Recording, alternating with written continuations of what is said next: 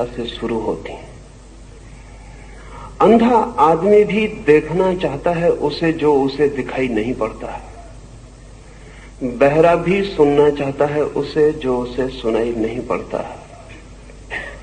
सारी इंद्रियां भी खो जाएं तो भी मन के भीतर छिपी हुई वृत्तियों का कोई विनाश नहीं होता है। तो पहली बात तो आपसे ये कहना चाहूंगा कि स्मरण रखें, धृतराष्ट्र अंधे हैं, लेकिन युद्ध के मैदान पर क्या हो रहा है,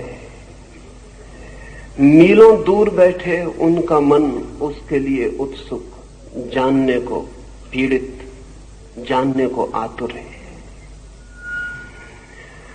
दूसरी बात ये भी स्मरण रखें कि अंधे धृतराष्ट्र के 100 पुत्र हैं, लेकिन अंधे व्यक्तित्व की संतति आंख वाली नहीं हो सकती है, भला ऊपर से आंखें दिखाई पड़ती हों।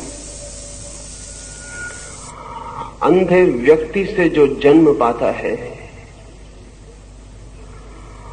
और शायद अंधे व्यक्तियों से ही लोग जन्म पाते हैं, तो भला ऊपर की आंख हो, भीतर की आंख पानी कठिन है, ये दूसरी बात भी समझ लेनी जरूरी है।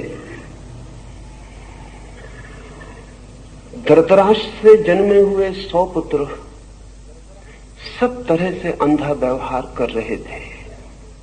आंखें उनके पास थीं, लेकिन भीतर की आंख नहीं थी। अंधे से अंधापन ही पैदा हो सकता है।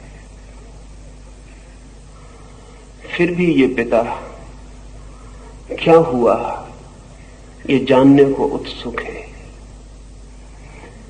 तीसरी बात ये भी ध्यान रख लेनी जरूरी है कि धृतराष्ट्र कहते हैं धर्म के उस कुरुक्षेत्र में युद्ध के लिए इकट्ठे हुए। जिस दिन धर्म के क्षेत्र में युद्ध के लिए इकट्ठा होना पड़े, उस दिन धर्म क्षेत्र बचता नहीं है। और जिस दिन धर्म के क्षेत्र में भी लड़ना पड़े, उस दिन धर्म के भी बचने की संभावना समाप्त हो जाती। रहा होगा वो धर्म क्षेत्र, था नहीं।